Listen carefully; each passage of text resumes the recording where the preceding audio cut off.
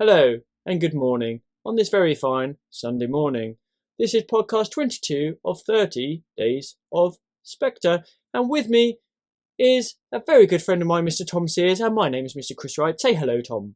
Hello, mate. How's it going? It's not too bad. It's not too bad at all. Now, we've talked a lot about the film. We've gone through the film. We talked a bit about the score the other day. We talked about speculation. We talked about some of the characters.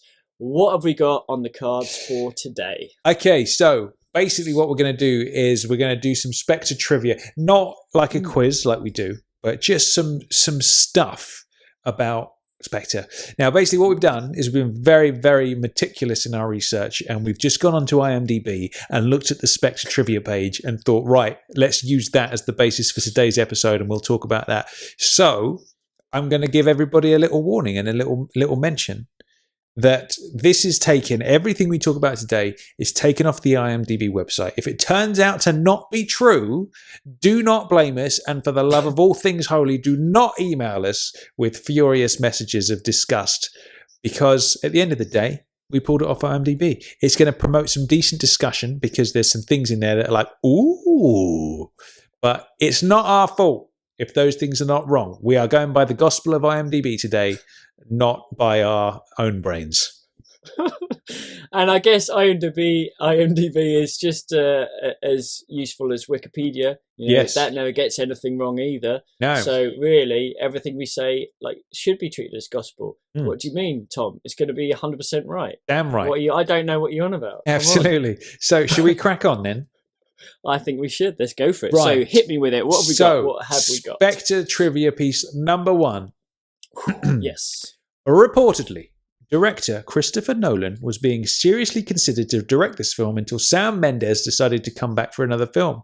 Associate producer Greg Wilson said, Christopher Nolan would be a dream choice for a future Bond director. We would, of course, be interested to have a discussion with him. We would like to do the same type of movie. It would be a dream to be with Nolan, but we always have an open mind when it comes to directors. Wow. I like the way he said it will be a dream to be like Nolan. And we know that Inception was dream heavy when he did his On Her Majesty's Homage, which is a brilliant scene, absolutely amazing, and I love that film. Yeah. So do you know what? It's funny with Nolan because there's the same amount of people that would absolutely love to see it. There's an equal amount to say absolutely not. It would be too different. It would be too weird. He shouldn't put his stamp on it. He's nowhere near good enough. What is your opinion of Nolan potentially doing a Bond film? Well, if they did do the old, he was in the torture chair the whole time, like you were talking about yesterday, he'd be the man for the job, wouldn't he? Let's face it. Would, yeah. I really, really, really want to see a Christopher Nolan Bond film, and I'll tell you why. Because in so many of his films, you have the homages to Bond. And if you love Bond enough to put an homage to it, more than one, several of them, in different films, then you're a good man in my book. It's like Charlie Higson. He said he always puts a little bit of Fleming and Bond in everything he does, pretty much. And for me, do you know what? If I was a filmmaker or on TV making shows or whatever, that's precisely what I would do. I'd just sneak a little bit of Bond in there every time, just under the radar. So that's total respect. Like, for example, in the last Batman one he did, you had the whole License to Kill thing with the plane kind of just hanging down like they did with Sanchez. Obviously, Inception is another huge one, Yeah. I feel like there's so, like, everyone says that Skyfall was, this sort of Batman kind of styly thing, which, there's a lot of truth to that. But at the same time, it goes the other way around as well. I feel like the whole Morgan Freeman character was essentially Q. Do you know what I mean? In the Batman films. So yeah, I feel like I definitely want to see it, man. I feel like he'd do a really good job. But I have heard him say in other interviews that he basically said if he did it, he'd want to do it with the new guy. He'd want to be the guy to do the first film of the new actor, rather than like film 5 of Daniels, for example. Which I think is definitely the right call, 100% the right call, because, it's hard to see anyone else coming in now that him and Sam get on so well. I can definitely, well, who knows, if Daniel does do 2 more, I really don't know if Sam would do all 4. Do you know what, right? I feel like there's been some serious goings on behind the scenes with Mendes. I think he's definitely coming back. And I'll tell you for why. Because last time he was like, no, that's me done, not coming back. Then obviously Barbara laid it down and said, look, we'll give you £1 billion, come back. And he was like, all right, then, like I'll do it. Is that in IMDb as well? Yeah, it's down there somewhere. Obviously, that's what they had to do to make him come back, right? Now, this time around, he's saying, yeah, it's probably my last one. But if you listen to that Empire thing, podcast interview with him, he's almost like so open to it. It's ridiculous. Like he says, oh yeah, it's probably my last one, but I don't want to say never because blah, blah, blah. He's coming back, man. He's coming back without a doubt next time. If he doesn't, I'll be very surprised. But yeah. So if he did come back for Bond 25, but there was the trilogy idea that you had, or even if there wasn't, but Craig did 2 more, do you think he'd ever do 4? I don't know. I think that's probably maybe pushing it too far. Though with that said, if they still continue to make crazy money like Spectre and Skyfall have done, then I feel like there's always that incentive. But at the same time, if they have this overarching story, I feel like Mendes would want to see that out. Do you know what I mean? Yeah. I feel like he would want to like leave that half baked. Yeah. It'd be interesting though. So okay. Christopher Nolan, I would absolutely love to see. So, some of his films, like some of the Batmans, I think they're slightly overrated in some aspects, but I think they're still brilliant in others. I think what he's done with them is amazing. I think Inception is so good. Momentum was brilliant. He's got a list of I love The Prestige as well. That's fantastic.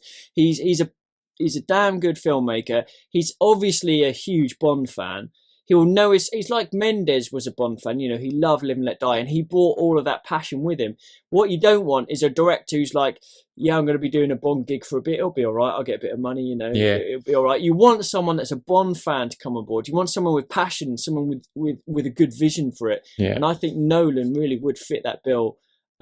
So I'd love to see him. And if it is the case that he'd only do it when the new guy comes in, excellent, give Danny Boy a couple more, and then bring Nolan and Fassbender, or Nolan and whoever it might be. That would be nice. On the stage. So yeah, I'd be more than happy. Absolutely. As for the legitimacy of that piece of trivia, yes. I feel like that could just be traced down to Mendes says no, and then they just have one brainstorming session at Eon House where somebody went, "What about Christopher Nolan?" And they go, yeah, he's definitely on the list.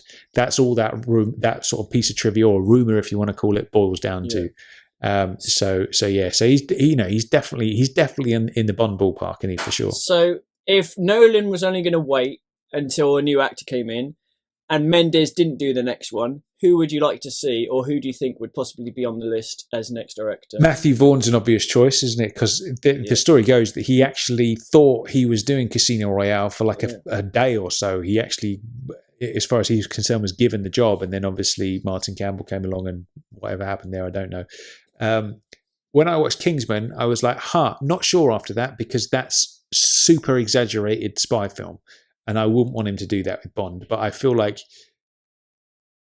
if I was Matthew Vaughn, making Kingsman would be almost the sort of thing where you would be like, do you know what? I'm going to get all that shit out of my system with this film because I can do anything. I'm not restricted by anything. So yeah, I feel like he would get it. He could, look at Layer Cake. Layer Cake's awesome. Yeah. Layer Cake is a bit gangstery in terms of the vibe, but Craig in it is awesome. When you watch it now, knowing that he's Bond with a gun, the way that he moves is great.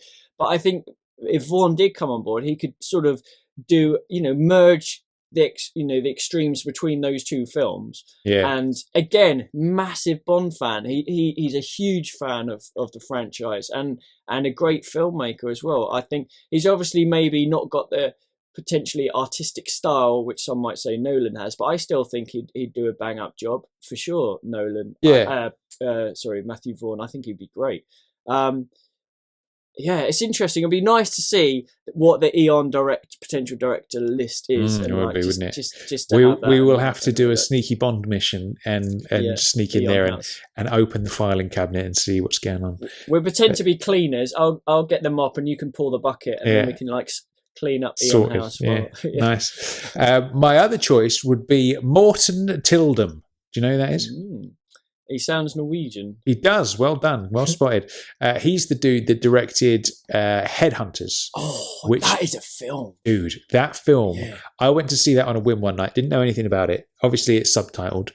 Went in there, sat down, and was absolutely blown away by that film. There's one scene in particular, which I won't spoil for anybody if you haven't seen it, with somebody upside down in a car. In a car, yes. And that's so good. That moment is so unbelievably tense that I was totally blown away, man. That's an absolute standout movie for me. That if you haven't seen Headhunters, go and watch it. It's a foreign language film. It's not English, but it's fine. You don't need it. There's some gratuitous, lovely female nudity as well, which is always a bonus. But man, watch that film. And I heard somewhere along the line that they were talking to him for Bond at some point. I'm not exactly sure when, but Eon have obviously noticed that movie as well, and he's sort of on that list somewhere. That's made me want to see it again because I haven't seen it since the cinema, and I remember coming out thinking, "God, that was such a good film. I'd love to see it again." So many cool tense moments. Yeah. Do you know what, man? As well, when I came out of that film, I went to see it randomly on one evening, and there was me and one other dude in the cinema, and we were sitting at total opposite ends. And then as I walked down, he felt compelled to speak. You never speak to strangers at the cinema. He was like, dude, that film was amazing. I was like, yeah. And we ended up chatting about it because it was so good. Like, it really is a great film. Like, if you haven't seen Headhunters, go and watch it because get it on Netflix or whatever because it's bloody good. On to item number 2 from the IMDb trivia master list. This is an interesting one. British actor Gary Oldman was approached for the role of Franz Oberhauser, but he was unwilling to commit for 6 months production worldwide. In the end, the part was cast with Christoph Waltz. Wow. What do you think about that? Now, Oldman, I mean, he's another great actor. He's Tinker Tailor Soldier Spy. He's brilliant in. Do you know what, man? As a complete reversal on the last film we talked about, I couldn't stand Tinker Tailor Soldier Spy when I watched it. I liked it. I thought it was in fact, I took my mum and dad to see it one random afternoon. Both of them fell asleep and I nearly did as well. Yeah. I enjoyed it. I thought it was great, actually. Yeah. But a totally different style, obviously. It's a lot subtler and everything like that. But I thought it was really good. But yeah, no, interesting. I mean, completely different. He couldn't have pulled the same, Christoph Waltz does the Christoph Waltz thing, and that suits Blofeld so well. We said that way before we saw the film. Yeah. And I think Oldman, he has played a few sort of good villainous kind of crazy folk as well. So it would have been interesting, but I think in a way I'm glad obviously Christoph got it. I'm really happy with the way his portrayal. But Oldman is a damn fine actor and potentially, future Bond movie material for sure. If old Nolan had been directing this one, I'm sure he probably would have got on board. But yeah, do you know what I find interesting about that? It says he was unwilling to commit to 6 months production worldwide. Now, Christoph wasn't needed for 6 months production. Like, you need Daniel for the 6 months. No, but it's that includes the going around the world, all the press and stuff, doing the market. Yeah, exactly, and that takes up a shit. Like, they're still doing it now. See, that's the point. But do you know what I thought to that? I was like, they've made 2 films. He wouldn't need to be on set for 6 months. So I was thinking to myself, well, maybe that's wrong. And it's the fact that he would have had to sign up for several movies because it's Blofeld. Oh, maybe. Ooh, maybe. There we go. But maybe it's just that scar takes like 5 days to apply. Yeah.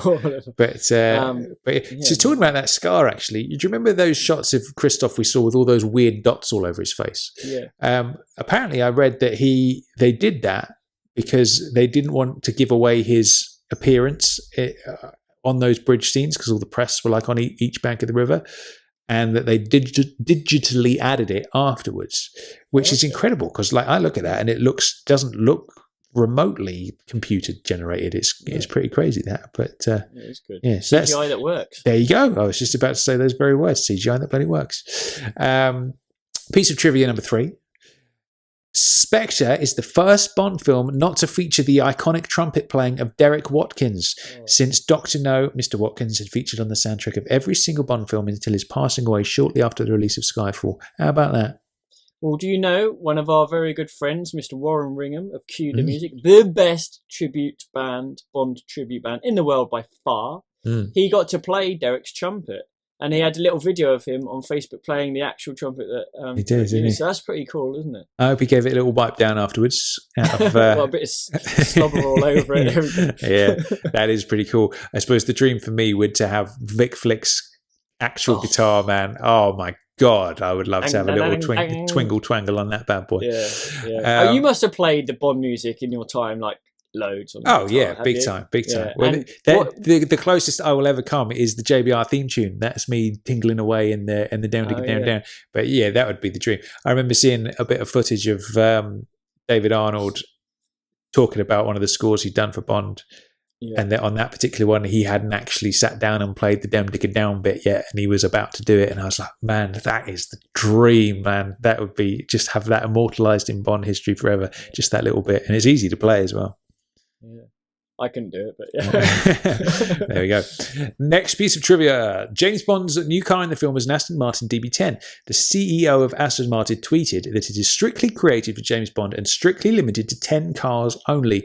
It is the most exclusive car of the DB series ever. New styling direction has also been taken with a more angular look than has ever been witnessed on an Aston Martin. What do you think about that? Well, apparently, obviously, there are only 10 cars made, but I think only 8 were for the actual filming and 2 were for either publicity or whatever. So, like, it's pretty amazing that the car was only made for the film. And we've seen quite a few people at the Bond Emotion exhibit. That's where the DB10 is now. And you know, you can, I don't know, I've seen 1 or 2 people sit in it. I don't know if you can there, but, you know, get some close-up shots. I think the car looks amazing.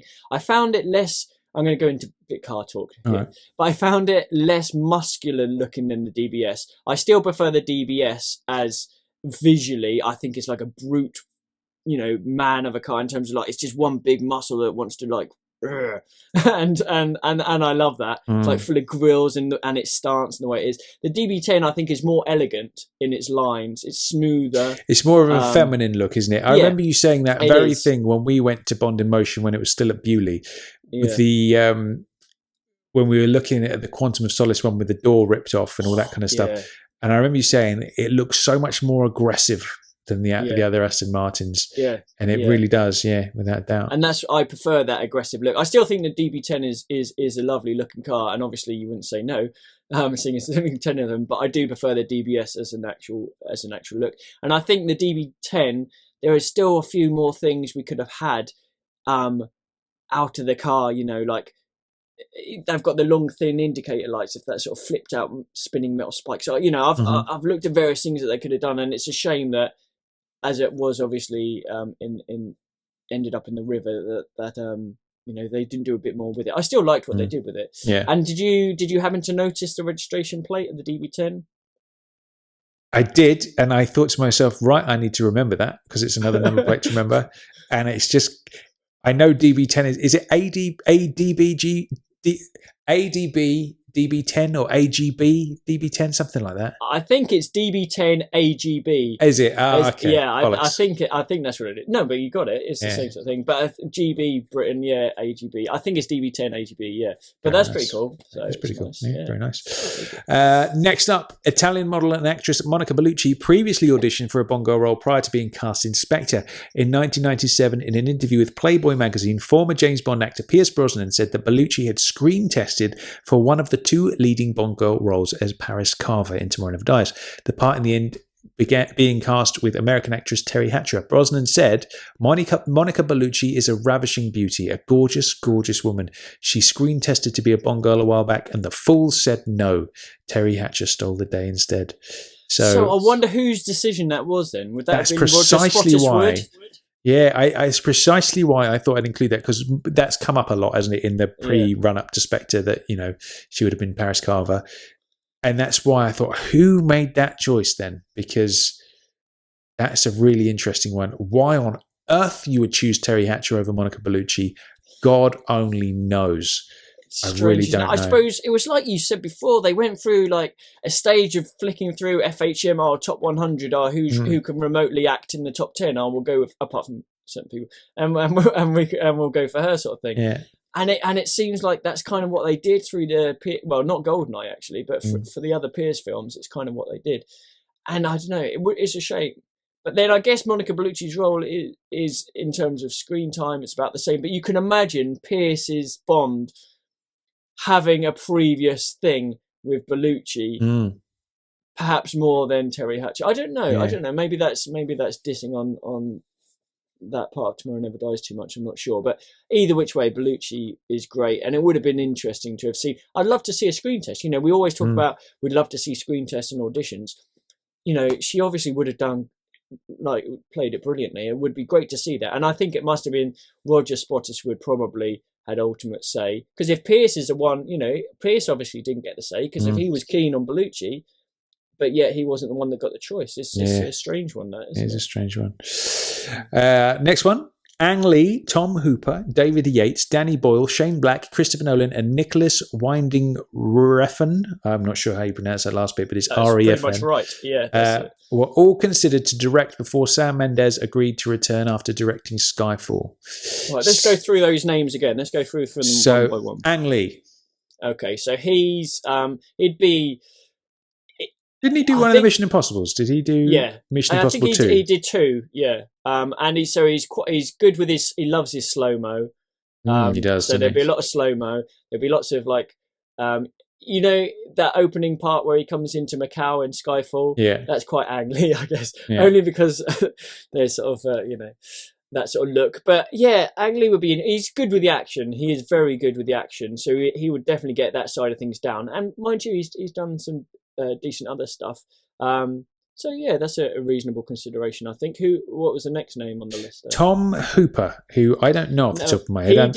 He did the King's Speech, which is obviously a great film, but I couldn't really see him doing a Bond film, in all honesty. Let's see. Has he ever? That's obviously what he's most famous for. Has he done anything else that's maybe remotely sort of action based? Let's have a look. These are very drama movies. He did Les Miserables, as I like to call it. Yeah. The Damned United, The Danish Girl, John Adams. Yeah, these are all very he's done 6 episodes of EastEnders. And Biker Grove.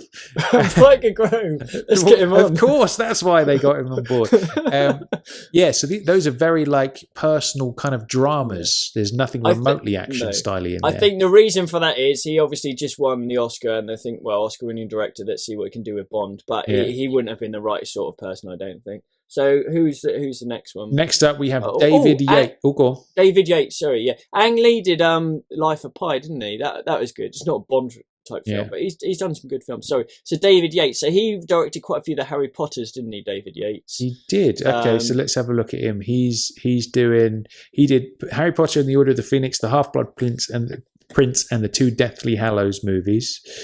And the rest, does anything else stand out as something that would be Bondian? 5 episodes of The Bill. That's the only sort of the main things of note. So I suppose that's just coming off the back of Harry Potter, then obviously making a shed load of money and seeing what he could do. Yeah. I think he produced quite a bit before he directed, did he? No, maybe. That's another interesting one. Out of all those so far, I would go for Ang Lee. And who was the next one? Next up, we have Danny Boyle. Okay, so obviously Trainspotting, Slumdog Millionaire is obviously a good one. He did that. He did what was the one with Cillian Murphy when they're in the spaceship and is it Sunshine? I think it is, and they're in space. Yes. And and that was a cracking film actually. That was really, really good. He's done loads of, Danny Boyle is awesome actually. He's done some good stuff. I tell you, one of my favourite film of his actually is is 127 Hours. Did you see that movie? Oh, so good. Dude, that was a tense movie, man. I was watching that through my fingers nearly the whole time. That would be an interesting one to see. I remember hearing him talk about doing Bond or potentially doing Bond, and he said he's no good at those big budget movies. He's like, he says he has no idea how to control a budget like that. So that's an interesting comment to make. Good storyteller, though. Good storyteller. Next up, we have Shane Black. Oh, now what's he done? Shane Black. Shane Black. I think he did one of the Iron Mans. Let me have a look at him. Shane Black, Iron Man 3. Oh, he did. He also did Kiss Kiss Bang Bang, which is a little, obviously a Bondy and styling name. Val Kilmer, wasn't it? The Long Kiss Goodnight. That's a good movie. Lethal Weapon 4, Last Action Hero, Lethal Weapon 3 and 2 and 1. So he did all of them. Okay. Yeah, that's good. I can see why that they might. It's quite a mix there, isn't there, in terms of what you're getting? So it's not bad. Yeah, absolutely. Christopher Nolan, obviously, and then Nicholas Winding Refn. So he did Drive, the film. What's his name? Gosling. Ryan Gosling. Ryan Gosling, yeah. Drive is. He's done more than that. In fact, type his name because he's done a couple of decent films as well. But Drive's kind of like, I think, the one that he's. Okay, let's get on the old. Famous for. He did Tinker Tailor Soldier Spy. Oh no, that was Thomas Anderson, wasn't it? Anderson. Nicholas Winding Refn. He was born in Copenhagen, Denmark. Okay, so he did Drive. Oh, he did one of my favourite films, Chris. Go on. Which one? He did Bronson. Have you seen that movie? Of course with Tom he did Hardy? do Bronson. Of course he did with Tom Hardy as the nutter. Yeah, of course he did. He'd be good, man. He'd be a good Bond director. I'd be more than happy to see him direct a Bond, actually. And he's got a very good style, really good style of directing. Interesting. Yeah, he'd be awesome, actually. Yeah. Any others that shout out to you there? There's the only ones I know of are obviously Drive, and there's one called Only God Forgives that also has Ryan Gosling in it. The rest of them I don't know of. No. But you know what? He looks a bit like Anders. This photo on IMDb looks a bit like Anders Frey, who we met from Sweden with Love. That dude. Same sort of look to him. So that's it. Yeah, they're all considered. So there's definitely some out of the box ones like Tom Hooper. But some definite kind of choices in there. Christopher Nolan will be my number one choice. I think Christopher Nolan will be one. I think Ang Lee would be an interesting one. I think Nicholas Winding Refn would be really good for it in terms of the style. And then was it Shane Black? Shane Black would be an interesting one. I'm not sure, but definitely Nolan and Nicholas Winding Refn and perhaps Ang Lee. Next up, reportedly, the movie went massively over budget and on track to being the most expensive picture of the James Bond franchise ever made, costing over $300 million. It has been estimated to end up at around $350 million, with an estimated $300 to $350 million budget. This is the most expensive James Bond movie ever made. The previous had been Quantum of Solace, with an estimated budget of around $200 to $250 million. The budget for this film is more than double the budget of Casino Royale. So wait a minute. How much was Skyfall made for then? If Casino Royale was more than Skyfall, does it say or not? It did. I don't think it said Casino Royale was more than Skyfall. No, like it said there that Quantum of Solace was the last most expensive film made. Yes, but how could that be more than Skyfall? That's strange, isn't it? That is strange. I suppose because a lot of Skyfall was shot in the UK, wasn't it? And I guess that's crew shifting everywhere. That's true. It says I've just jumped on Wikipedia, and Skyfall says budget was to have been between 150 million and son of a bitch. This is great for the listeners. Between 150 to 200 million for Skyfall. Wow. Apparently. Okay. So that is a big hike, but then they're going off the back of Skyfall where they've just made over $1 billion. Yeah, so they're allowed to. Spectre's definitely gonna at least head towards that mark, isn't it? Yeah, without a doubt. I don't know what it's currently doing at the moment. I know it's been breaking all sorts of records. I remember seeing a headline saying that it's like a massive success overseas. Which in China as well, and that's a huge market.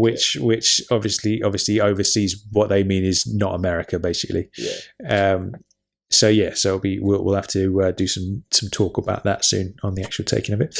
Next one, this is one I'd not heard anything about, so I'm not sure about the legitimacy of this one. But it says Kevin Spacey was rumored at one time to play the main villain, as he had been also for Skyfall.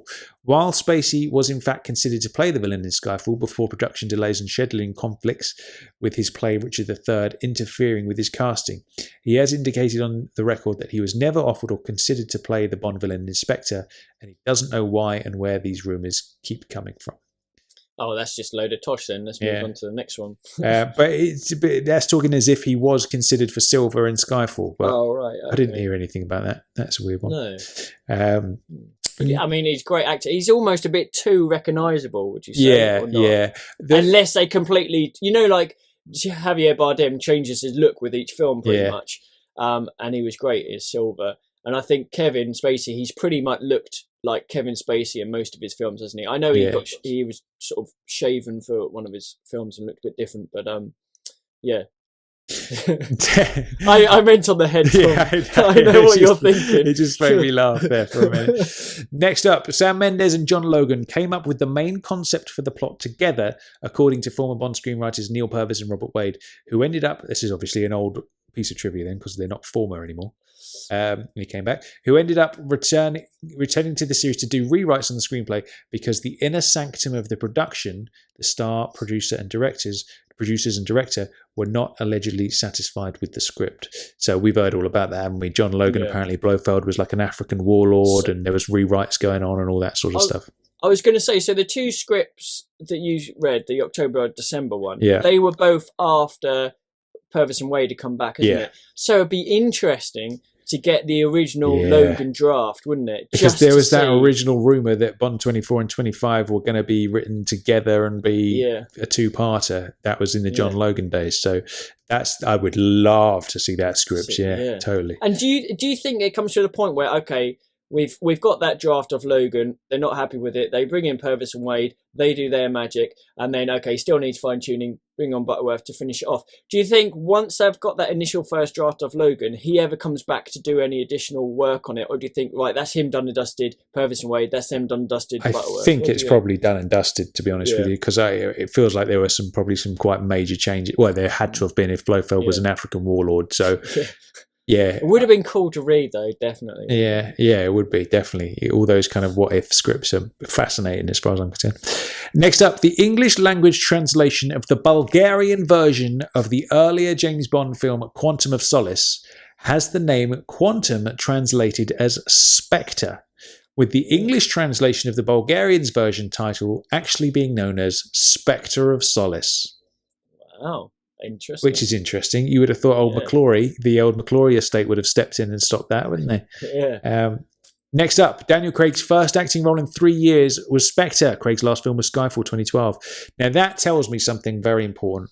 I feel like that tells me Daniel's happy to be James Bond now, because he's not rushing around making other films and trying to, not be typecast and all that kind of business. I feel like he's fully accepted it. He's been like, do you know what? I've tried a bit of that. I've done a bit of Cowboys and Aliens. Didn't particularly do very well. I've done some other bits. It's a shame, because that could have been good. That film. I didn't actually see it. If they had added humour to that film, it would have been great. They just played it too straight. Yeah. Harrison Ford and Daniel Craig, Olivia Wilde, great idea, great cast. It just didn't have the additional humour that it needed, which is a shame. I did hear Olivia Wilde was the second choice for Vesper, actually.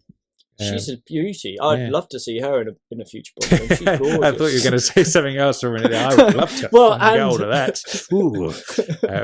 And that as well, next one. Now, this is interesting. Yeah. Andrew Scott allegedly replaced Chiwetel Ejiofor. Rumours have reported Scott was cast because his salary would be $1 million less than Ejiofor's. Now... Okay. I immediately thought African warlord Blofeld. That's why Chiwetel's name was coming up. But interesting. So by the sounds of it, the rumour was that he was actually Denby and not what's his face. Interesting. I mean, I think he would have done just as good a job as Andrew Scott. I really like Andrew Scott's portrayal of Denby. I think because we mentioned Chiwetel before, didn't we, in the build-up as a potential villain at some point. Maybe even the Black Blofeld. But I'd like to see him in a future Bond because he's a decent actor for sure. Absolutely. Next up, screenwriter John Logan was reportedly commissioned to write scripts for this movie as well as Bond 25 at the same time. So there's that rumor coming up again there. I hope so. Like that, obviously there's the whole Blofeld trilogy angle. Maybe they're not thinking that far ahead and they are just thinking a two-parter. So and those rumors that do come out, they do tend to be true, don't they, when it comes to Bond? But if it had been that back-to-back, do you think that was purely based on Logan's draft and then they were like, well, no, this isn't working, and they got rid of that idea and just went with a one-parter? It's a good point. Yeah, that could be a completely clean slate. Because I feel like you're going to bring back Blofeld, he's got to be for more than one movie. So in the back of your mind, you've got to be like, do you know what? Like, write Bond 24 with 25 in mind as well. Do you know what I mean? Yeah. I feel like that's probably what that boils down to. Yeah, this is a fun one. Actors Ralph Fiennes, not Ralph. He doesn't like that. You get punched in the face by him, apparently, if you call him Ralph. Actors Ralph Fiennes and Lea Seydoux previously both worked together on the heavily Academy Award nominated The Grand Budapest Hotel. That movie also featured Matthew Almaric. How do you say his name? Almaric, who played the villain Dominic Green in Quantum of Solace. All three actors have even appeared together at times in The Grand Budapest Hotel. I like that because, do you know when you watch an old movie from the 60s or something, or even earlier than that, and you see Bernard Lee crop up and you're like, there he is. And you see, or Lois or whoever it is. I love that. So I have seen that film. I need to go and watch it again now that they're I love it. I think it's an amazing film. Ralph Fiennes brilliant in it. But I know I mentioned this before, but the Assassination Bureau, 1969, you've got On Her Majesty's Blofeld, you've got Diana Rigg, you've got Carl Stromberg, and you've got Max Kalber, all in the same film, and it's so cool to see that. I love films like that. I'll have to watch that. I haven't seen that one. Yeah. Reportedly, Daniel Craig's salary on Spectre is allegedly £25.4 million, which translates to $39 million, allegedly making Craig the highest paid actor ever to portray James Bond. Is that all he's getting? Yeah, it's not much, is it? Lend us a fiver, for crying out loud. Click the old donation link, Daniel. Send us a few quid over, mate. That would be lovely. That's not bad. I mean, and that's if Spectre does Skyfall level, similar in the bank for the next one, isn't it? Yeah, absolutely. Definitely. Next up, the Hoffler Clinic is actually in real life a restaurant called Ice Q. There's a very Bondian little reference in the name of the place. Sounds like a rapper, doesn't it? It does. You're right. Next up, Lea Seydoux is the 6th fully French actress to portray a leading Bond girl after Eva Green, Claudine Auger, Corinne Clary, Carol Bouquet, and Sophie Marceau. The French do bust out some good ones. They do. They certainly do. Skyfall Bond girl Berenice Marlowe was born to a Cambodian Chinese father and a French mother. So in another sense, Seydoux could be considered to be the 007th French actress to play a leading Bond girl. But I tell you what, when you read out that list, that is a cracking list of Bond girls, isn't it? Oof, goodness gracious me. If you're going by nationality, you'd probably put French first, wouldn't you? You certainly would, yeah. With the amount and the caliber you're getting. Yeah, it's good, not bad. Some good shenanigans going on there. Next up, the penultimate piece of trivia for today's episode. Reputedly portraying the arch villain in this movie. Oh, this is obviously an old one, so I'll take out the word reputedly because we know. Christoph Waltz in his early career once starred in a movie called Fire and Sword alongside actor Vladek Sheybal, who had played the villain Kronstein in From Russia with Love. Lovely. So there you go. So, he started with Kronstein, who was just an agent of Spectre, and now he owns the whole organisation, Christoph. So he's done well there for himself. He's done all right. Yeah. Cool stuff. And then the final one. This movie is not the first time that Spectre has been considered as a James Bond film title. The James Bond Bedside Companion by Raymond Benson states that Spectre was one of the working titles for the various original scripts, outlines and treatments, which totaled to at least 10 literary properties that Ian Fleming, Kevin McClory and Jack Whittingham developed prior to Fleming using elements from this material for his novel of Thunderball, which was later adapted into that movie and from which resulted a long-standing legal dispute. Wow. How about so that? Thunderball could have been called Spectre. Absolutely. Moreover, after McClory's Never Say Never Again, which was a remake of Thunderball, McClory planned a series of James Bond films based on the original copyrights of the film scripts and the film rights to Thunderball. Paradise Productions 3 made an announcement in February 1984 that the first film would be titled Spectre. How about that? Interesting. Now, obviously, we knew about Warhead 2000 AD, James Bond of the Secret Service and all that. But imagine, even back then, if Thunderball had been titled Spectre. Yeah. That, I mean, completely. Imagine what a crazy world it would have turned out if that whole McClory thing had panned out differently and he had actually successfully got a rival series off the ground, and like even now they were two different companies were making Bond films. How mental would that be? It would just be. I know, like, obviously remakes of Thunderball were on the cards, but also he wanted to, his say was that he got involved with creating the character of Bond before it was even seen on the screen. So it shouldn't just be what is in Thunderball, it should be the whole character. Jack Whittington, obviously Sylvan's dad put in a lot into that character in the before we've even seen the script for Dr. No. So that's what his angle was, to try and get other films beyond the Thunderball scope. But even if he didn't, we might have had, another 2 Thunderballs or whatever, which I don't quite know how far down the line you could have gone with it. The whole sharks in the sewer with the bombs, the robotic sharks and all that stuff, the Liberty and stuff. But would have been if that film had actually been made, that would have been, it would have been interesting. It certainly would have been, yeah, for sure. So that about wraps up today's episode. Some Spectre trivia for you. We will, of course, be back tomorrow morning with another nugget of Bondy goodness. It is a good one. We've already recorded this one, and it's the longest episode out of the 30 Days of Spectre. You're going to have to wait till the morning to find out what we're talking about. But it's a long one, it's a bloody good one, and it's a fascinating one. So until then, I've been Tom Sears. You have, and I've been Chris Wright. But should we say about Facebook and Twitter and all that malarkey? Nah, let's skip it today. I've had enough.